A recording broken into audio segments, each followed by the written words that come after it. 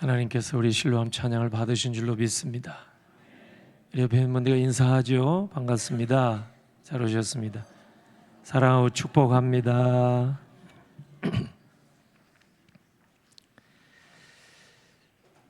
저는 이제 전반기 소그룹 모임을 다음 주부터 시작함에 따라서 올해는 희년을 우리가 맞이했죠.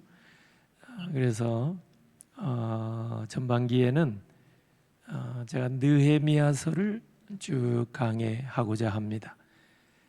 느헤미야서는 오늘 여기 느헤미야서 1장에 나와 있는 대로 느헤미야가 심히 크게 울며 기도하며 금식하며 시작을 했는데 나중에는 기쁨으로 마치게 됩니다. 그래서 의미가 있다 이런 생각이 들고, 하반기에는 소그룹 모임 짧게 갔습니다마는 룻기 강획을 하고자 합니다. 룻기도 보면은 처음에는 아들들이 다 죽어나가는 그런 장례식부터 나옵니다. 룻기에 보면은. 그러나 룻기 마지막에 가 보면은 혼인 잔치가 나옵니다. 혼인 잔치. 그러니까 룻기도 슬픔으로 시작해서 기쁨으로 마치는 책입니다. 올해가 희년 기쁨의 해, 이사야 61장에 나온 대로 은혜의 해. 희년에는 하나님께서 모든 묶이고 매인 것을 다 풀어주는 해. 그래서 그 기대함을 가지고 우리가 금년에 느헤미야서와 특별히 룻기를 통하여 하나님께서 허락하시는 참된 기쁨과 은혜를, 비록 눈물 많고 고난 많은 험한 세상에 우리가 살지만 하나님께서 주실 그 기쁨, 하늘의 은혜 기대하시며 금년 희년 우리 50주년을 맞이한 우리 한 해 축복의 한 해가 여러분에게 다 되시길 주의 이름으로 축원합니다. 이 느헤미야는 내용상으로 보면은 에스라서, 바로 앞에 나와 있는 에스라서와 아주 직접적으로 연결이 되어 있습니다. 내용도 비슷한 내용이 많고, 이 에스라서와 느헤미야서를 유대인들은 그냥 한 책으로 생각까지 합니다. 그 정도로 가까운 내용을 담고 있습니다. 그리고 이제 에스라서와 느헤미야서는 바벨론 포로 생활 70년을 청산하고 이제 해방되어서 고국에 돌아오는 그런 이야기가 나와 있습니다. 이 에스라 느헤미야서의 지도자 하면은 스룹바벨 평신도 지도자, 그리고 제사장 가문의 이 에스라, 학사 에스라, 그리고 오늘 본문에 나와 있는 느헤미야, 이 세 분이 아마 대표적인 지도자 아닌가 생각합니다. 이분들이 정말 귀한 분들입니다. 그래서 오늘 이제 서론격으로 제가 이 말씀을 드리고 다음 주부터 다시 한번 느헤미야 1장을 통해서 하나님께서 주시는 말씀을 우리가 듣고자 합니다.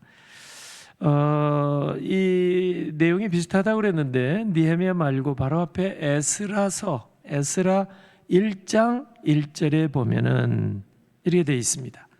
바사왕 고레스 원년에 여호와께서 예레미야 입을 통하여 하신 말씀을 이루게 하시려고 바사왕 고레스의 마음을 감동시키심에 그가 온 날에 공포도 하고 조서도 내려 이르되. 에스라 1장 1절입니다.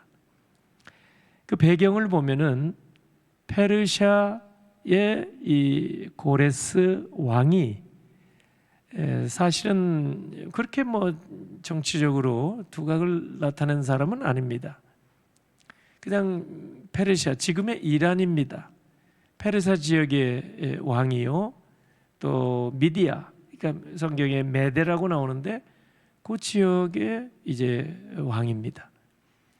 그런데 이 고레스 왕이 한 20여 년 이제 페르시아 왕으로 이렇게 군림하다가 바벨론을 정복합니다. 놀라운 일이죠. 바벨론은 세계 대제국이었습니다. 바벨론 정말 강성한 나라. 바벨론이 어떤 나라입니까? 바로 유다를 멸망시킨 나라 아닙니까? 느부갓네살의 왕이 침공에 들어와서 예루살렘을 정복하고 성전에 아주 금은 각종 좋은 아주 보물들, 기명들을 다 바벨론으로 가져간 그런 일이 있었죠. 바벨론입니다. 대제국. 그런 바벨론을 페르시아의 왕인 고레스가 정복하게 된 거예요. 바벨론을. 그 대단한 일입니다. 이 고레스 왕이 바벨론까지 정복하고 페르시아 대제국을 이룩하게 됩니다.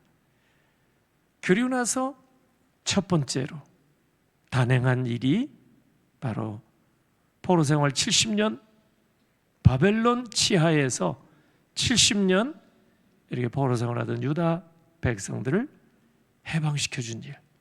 그게 오늘 여기 조서 칙령을 내려서 그 포로로 그동안에 살아왔던 유다인들에게 거주와 종교의 자유를 허락하노라. 이게 고레스 왕의 칙령입니다. 에스라 1장 오늘 본문 말고 에스라 1장에 고레스 왕의 칙령이 나오는데 이거는 역대기 하 36장에도 나옵니다. 내용이 그대로 나옵니다.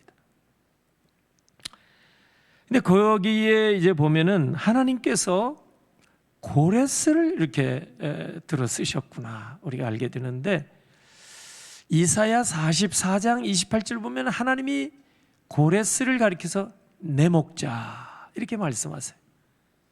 내 목자다. 하나님이 쓰시는 목자.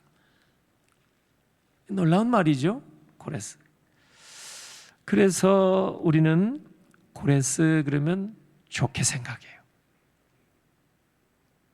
많은 목사님들이 우리나라의 어떤 대통령을 두고서도 고레스 왕과 같은 분이다 이렇게 최근에도 말한 분이 계셨어요. 여러 사람이 그런 얘기를 한 적이 있습니다. 고레스가 바벨론 포로 생활 70년 청산하게 해준 분이니까 유다인으로 볼 때는 얼마나 고마워요. 감사해야죠. 뿐만 아니라 이 고레스는 유다 백성들에게 거주와 종교 자유뿐만 아니라 가서 이제 그 성전을 건축할 수 있도록 또 재정적으로도 뒷받침해주고 또 이제 느헤미야를 총독으로 이제 보낼 때도 이제 그 느헤미야는 이제 아닥사스다 왕인데 그러니까 스룹바벨이죠. 스룹바벨을 첫 번째 이제 포로 귀환 지도자 아닙니까?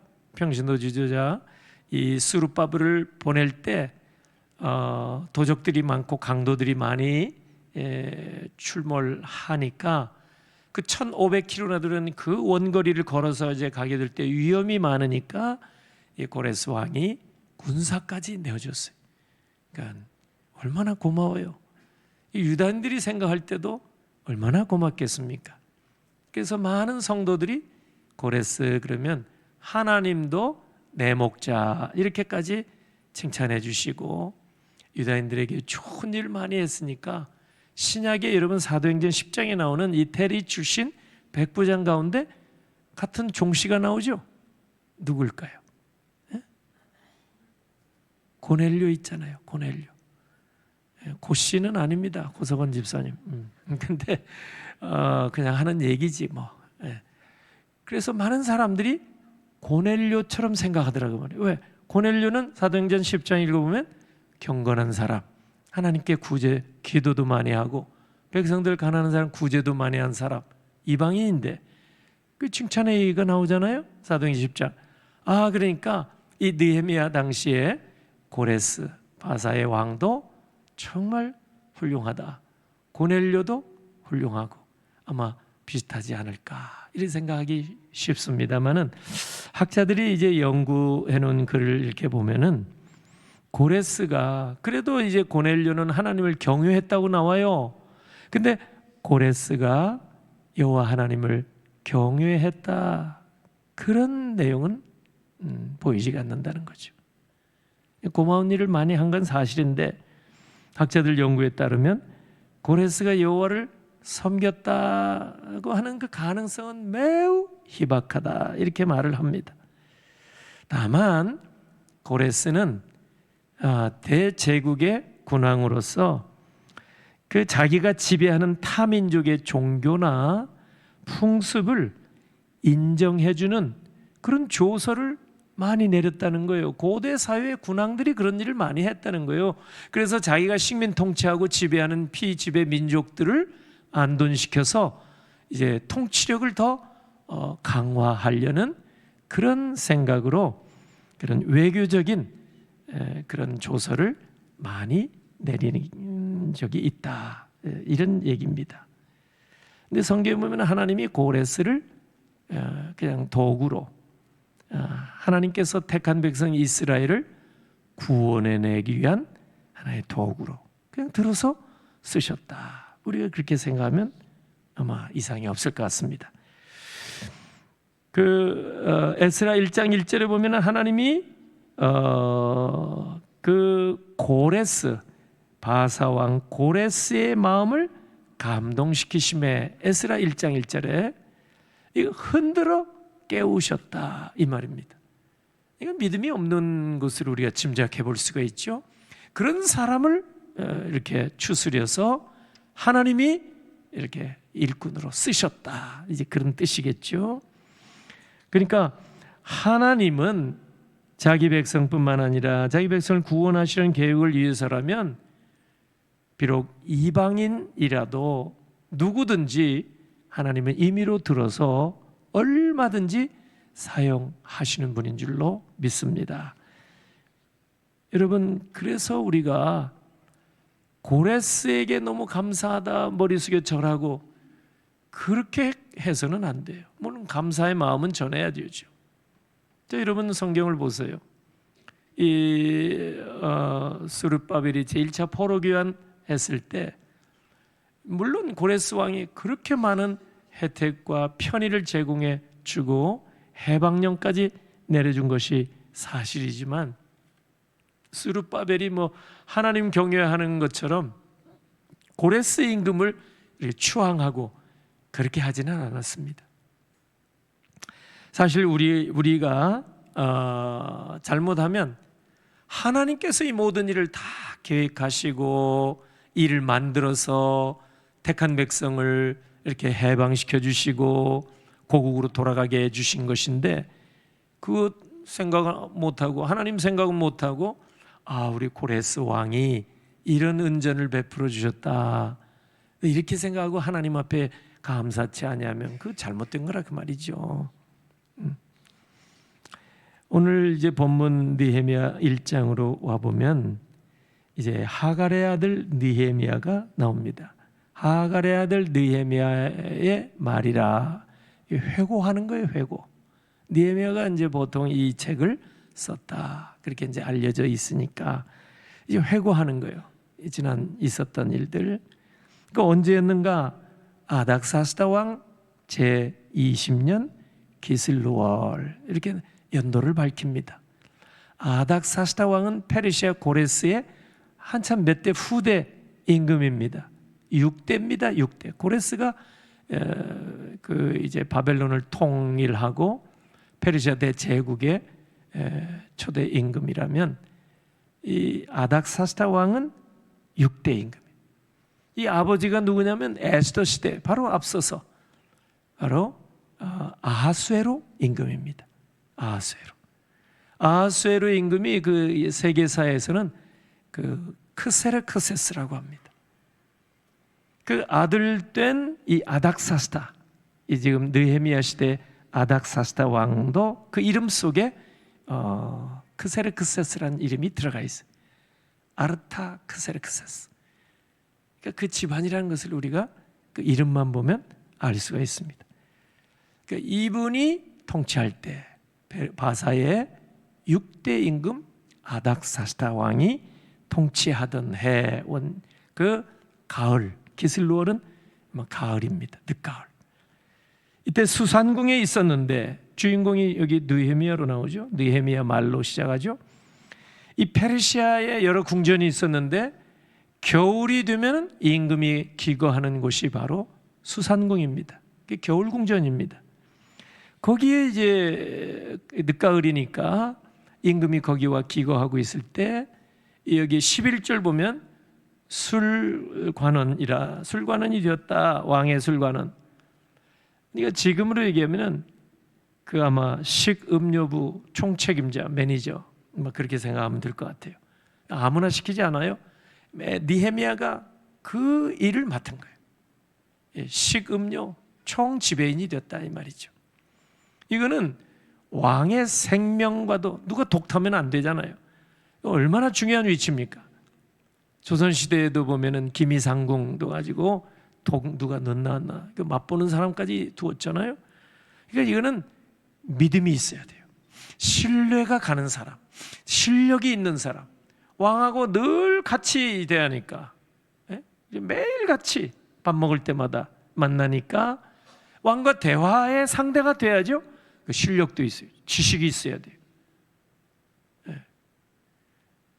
그러니까 이 느헤미야를 생각할 때 아마 느헤미야는 그 바벨론 포로 1세대는 아닌 것 같아요.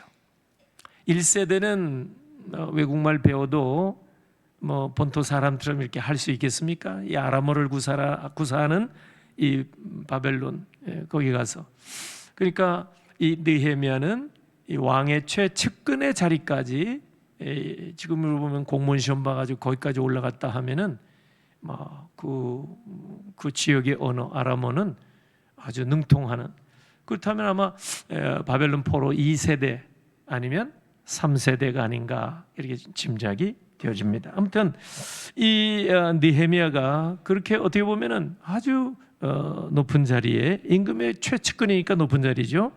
거기까지 올라가서 이제 일을 하고 있었는데 하루는 고국에서 하나니 형제 하나니인데 진짜 참 친형제인지 그건 잘 몰라요. 그러니까 유다인들이 같은 동족이니까 그냥 형제라 했는지도 모르죠. 이 하나니가 몇 사람과 함께 그 1500km 이상 되는 먼 길을 걸어서 수산궁까지 방문해 온 겁니다. 그래서 이 하나니를 보자마자 이 느헤미야가 질문한 게 있어요. 그 얘기는 평소에 궁금했던 게 있다 이 말이죠. 뭐냐면 고국에 남아 포로로 잡혀오지 아니하고 끌려오지 아니하고 고국에 남아있는 내 동족들 유다 백성들 예루살렘에 사는 우리 백성들 지금 형편이 어떠한가 이렇게 물어본 거예요. 사실 예루살렘 출신도 아닌데 물론 동족은 동족이지만 그러니까 평소에 늘 고국에 대한 관심이 있었기 때문에 하나니가 오자마자 그 얘기를 한 거예요. 질문이 그거예요. 오늘 본문에 보면은 그랬더니 3절에 그들이 내게 이르되 사로잡힘을 면하고 남아있는 자들이 그 지방 거기에서 큰 환난을 당하고 능욕을 받으며 예루살렘 성은 어무러지고 성문들은 불탔다 하는지라. 너무 가슴 아픈 이야기를 들은 거예요. 사실 포로로 잡혀온 사람들이 어떤 의미로 더 나았게 살았는지도 몰라요. 여러분 포로로 잡혀온 사람은 뭐 이 바벨론 제국이 볼 때 그냥 하는 말로 쓸만한 사람만 끌고 왔을 거 아니겠어요? 바벨론에 도움이 될 만한 사람 끌고 왔을 거 아니겠어요? 그러니까 남아있는 사람은 여러분 얼마나 여러분 저 어려운 사람들만 남아 있었겠죠. 나라는 없어지고 여러분 백성들은 다 이제 대부분 포로로 잡혀가고 여러분 거기에 사는 것이 오히려 포로로 끌려가면 불편한 건 있어도 생활은 오히려 더 낫지 않을까. 그래서 실상 이제 고레스 왕이 포로 귀환 이제 해방 칙령을 내린 다음에도요, 이 유다인들이 고국으로 이제 갈 수 있는 합법적인 권한을 받았음에도 불구하고 고국으로 돌아간 사람은 10%에서 30% 정도밖에 안 된다는 거예요. 이 얘기는 그냥 뭐 아무렇게나 상상해서 한 게 아니고 그 2000년 전에 유대인 역사가 조세푸스라는 사람이 있습니다. 요세푸스. 이분이 그 유대 고대사라는 책을 썼는데 거기에 그런 글을 써놨습니다. 그러니까 포로로 끌려간 사람들은 지금으로 얘기하면 최강대국 미국 같은 나라에 끌려가서 살았기 때문에 생활에는 뭐 어려움이 없다 이 말이죠. 오히려 유민들, 남아있는 사람들, 여러분 모두 먹고 살기도 어렵고 나라 없는 서름을 겪어야 되고 일자리가 있겠어요? 뭐가 있겠어요? 다 폐허가 되고 성전도 무너지고 이런 상황에 여러분 얼마나 어렵게 살겠어요. 그래서 늘 관심 있게 느헤미야가 궁금했는데 하나님에게 물어보니까 이제 보니까 성전은 불탄 지 오래됐고 이미 다 폐허가 됐고 성벽마저도 다 무너지고 성문들이 다 불타서 너무나 안타까운 가운데 있습니다. 이런 보고를 하니까 느헤미야가 너무 가슴 아팠어요. 그래서 4절 보면 4절에 뭐라고 되어 있어요? 같이 한번 읽겠습니다. 내가 이 말을 듣고 앉아서 울고 수일 동안 슬퍼하며 하늘의 하나님 앞에 금식하며 기도하여. 그 하나님 앞에 가장 먼저 느헤미야는 기도한 거예요. 식음을 전폐하고 식음료 총 지배인 책임자가 식음을 전폐하는 거 쉬운 것 아니에요. 다른 사람보다 더 어려워요. 언제든지 마음 먹으면 자기가 뭐 마음대로 먹을 수 있는 곳에서 음식을 이제 먹지 아니하고, 그리고 더 놀라운 사실은 여러분 그 임금을 가까이 대할 수 있는 그런 위치에 있었음에도 불구하고 느헤미야는 곧바로 임금에게 찾아가서 요청하지 않습니다. 우리 고국이 이렇게 지금 비참한 가운데 있다고 하는데 아닥사스다 왕이시여 조금만 좀 우리 고국을 생각해 주시면 고맙겠습니다. 뭐 이런 얘기를 할 수도 있을 거예요. 가까이 지내니까. 근데 느헤미야는 그 고국의 소식을 듣자마자 임금을 쫓아가는 게 아니고 하나님 앞에 나아가서 앉아서 울면서 금식하면서 통곡하면서 오직 기도했더라, 그 얘기입니다. 그러니까 참 이런 분들이 귀한 거예요.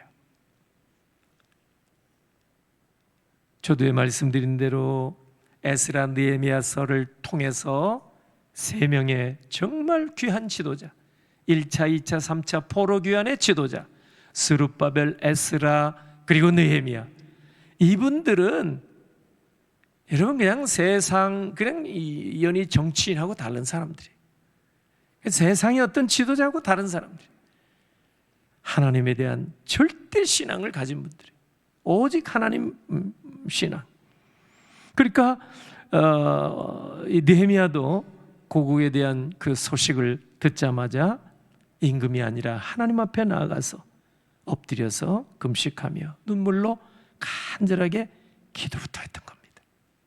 여러분 어제가 3.1절 106주년 일제강점기 우리 민족 정신까지 말살하려고 하는 일본 제국에 맞서서 만세운동이라도, 만세라도 우리가 할 일이 뭐냐? 만세라도 불러야 되겠다. 민족의식까지 말살시키려고 하니까 여러분 이런 그 일을 사실 우리 믿음의 선배들이 먼저 시작을 한 거예요. 대부분이 우리 믿음의 선진들이 일제의 억압에서 벗어나는 길, 여러분 군사력이 있습니까? 재력이 있습니까? 사람이 있습니까? 뭐가 있겠습니까? 그래서 믿음의 선배들이 하나님 앞에 나가서 간절하게 기도하면서 만세운동을 한 것이 여러분 1919년 이 만세운동 아닙니까? 우리가 일제 억압에서 이제 1945년 벗어나서 8.15 광복을 얻게 된 것, 물론 만세운동도 많이 하고 옥고를 치른 분도 많이 계시고 독립운동을 목숨 걸고 한 것도 사실이지만 우리 믿음의 선배들이 정말 옥고를 치르고 순교를 당하면서도 하나님 앞에 나아가서 피를 토하는 심정으로 기도드렸을 때 하나님께서 이 민족의 그 어려움을 살펴주시고 광복의 은혜를 베풀어 주신 줄로 믿습니다. 우리가 뭐 광복을 얻을 때 모스크바 삼상회에 가가지고 우리의 입장을 이렇게 밝힌 적이 있습니까? 그래도 우크라이나 대통령은 미국 대통령 찾아가가지고 여러분 이야기도 하고 우리 얘기 좀 들어주십시오 막 이렇게 얘기까지 하는데 우리는 그러지도 못했습니다. 강대국 세 나라가 모여가지고 우리나라 운명을 놓고 그냥 반 자른다든지 뭐 이렇게 신탁하든지 뭐 반탁하든지 어쨌든 이런 일을 논의한 거 아니에요. 우리는 아무 얘기를 못한 거 아니에요. 그때도 믿음의 선진들이 하나님 앞에 나아가서 느헤미야처럼 간절하게 기도했을 때 때가 되어서 하나님은 광복의 은혜를 주시고 여러분 한국전쟁 이제는 마지막 낙동강 전선밖에 없었을 때 하나님의 부산 출향교에서 영적 지도자들 목사님 장로님들이 모여서 눈물로 통곡하며 기도했을 때 이 나라 풍전등화 같은 이 나라를 극적으로 건져내 주신 줄로 믿습니다. 그러니까 우리가 뭐 힘 있는 사람 쫓아다니고 이렇게 한들 무슨 소용이 있겠습니까? 어느 정도 도움이 되겠지만은 오늘 느헤미야는 일찍이 이걸 깨달은 것 같아요. 먼저 임금에게 가지 아니하고 만왕의 왕이신 하나님 앞에 나가서 여러분 그렇게 기도부터 한 거. 오늘 우리나라 지금 형편도 우리의 상황도 얼마나 어렵습니까? 지금 이 나라의 상황은 마치 하나님과 느헤미야에게 보고한 상황과 똑같지 않을까 그런 생각이 듭니다. 고국 유다와 예루살렘에 남아있는 백성들이 큰 환난을 당하고 능멸을 당하고 모욕을 당하고 성문들은 다 불타고 성벽은 다 무너졌습니다. 여러분 1장 3절에 영적으로 보면 우리 한국교회 상황이 그런 거 아니겠어요?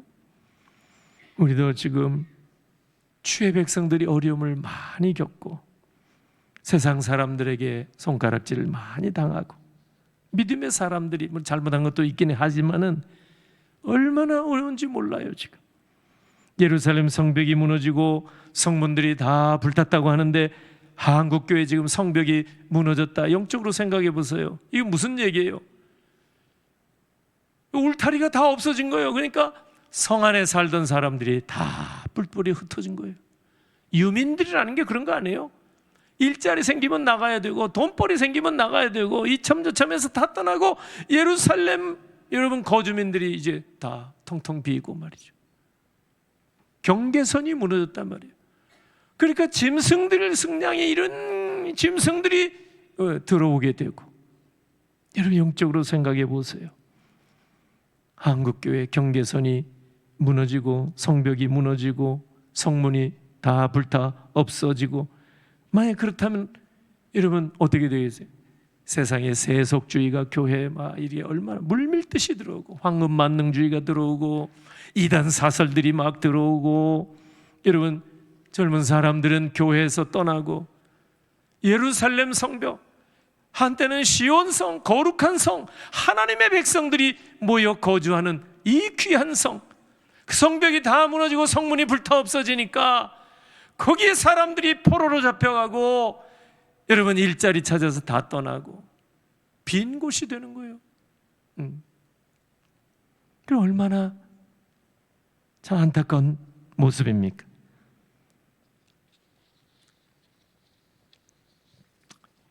오늘 느헤미야는 그런 슬픔의 소식을 듣고서 다른 모든 것보다 가장 먼저 하나님 앞에 나와 수일 동안 슬퍼하고 하늘의 하나님 앞에 기도했다는 거예요. 여러분 예수님께서 마태복음 6장 33절 산상설교를 통해서 주신 말씀이 있습니다. 그런즉 너희는 먼저 그의 나라와 의를 구하라. 그리하면 이 모든 것을 너희에게 더하시리라. 할렐루야. 지금 우리가 먼저 구해야 할 것이 바로 이거 아닌가? 지금 우리의 어려운 상황을 놓고 다른 도움을 구하기 전에 하나님 앞에 나가서 먼저 그의 나라를 구하고 그 의를 구한다면 하나님은 우리가 구하지 아니한 것까지 이 모든 것을 우리에게 더하여 주실 줄로 믿습니다. 첫째는 먼저 그의 나라를 구하라 이겁니다. 우리가 하나님의 통치권 안에 들어가야 비로소 우리가 그때부터 살게 될 줄로 믿습니다. 그리고는 우리가 그의 의를 구해야 바로 하나님과 올바른 관계 아래 들어가야 우리가 살게 될 줄로 믿습니다. 그 결과가 뭐예요? 그리하면 이 모든 것을 너희에게 더하시리라. 할렐루야.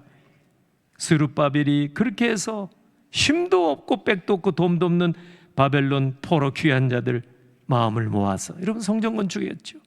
에스라가 포로 귀한 자들 율법을 다 잃어버리고 성경책을 잃어버리고 바벨론 포로 70년 돌아왔어요. 그들에게 다시 율법책을 읽어주고 가르쳐주고 수문학 광장에서 부흥회를 통해서 하나님의 말씀을 들을 수 있도록 한 사람. 그래서 이 에스라가 민족을 새롭게 세워주신 줄로 믿습니다. 느헤미야는 포로로 잡혀오지도 못하고 예루살렘 유다에 남아있으면서 환난을 당하고 능력을 당하고 능멸을 당하는 백성들, 그들에게 여러분 총독으로 찾아가서 52일 동안 성벽을 중건하는 그 엄청난 일을 신속하게 하게 된 줄로 믿습니다. 정말 느헤미야는 어찌 보면 그의 나라와 의를 먼저 구한 사람입니다. 지금 우리나라 어려운 시국에 유력한 정치인 따르는 것보다, 힘 있는 사람에게 구걸하는 것보다, 세를 규합해서 권력을 잡는 것보다 먼저 느헤미야와 같이 하나님 앞에 기도하고 그의 나라와 의를 먼저 구하는 여러분이 되시길 주의 이름으로 축원합니다. 그리하면 그 결과로 이 모든 것을 너희에게 더하여 주시리라. 놀라운 역사가 일어나게 될 줄로 믿습니다. 이 말씀 붙들고 흔들림 없이 우리 한국교회와 우리 교회 온 성도들이 이 어려운 때에 느헤미야처럼 그런 기도부터 한다면 분명히 소망이 우리 민족과 우리 한국교회에 나타나게 될 줄로 믿습니다. 기도합니다. 하나님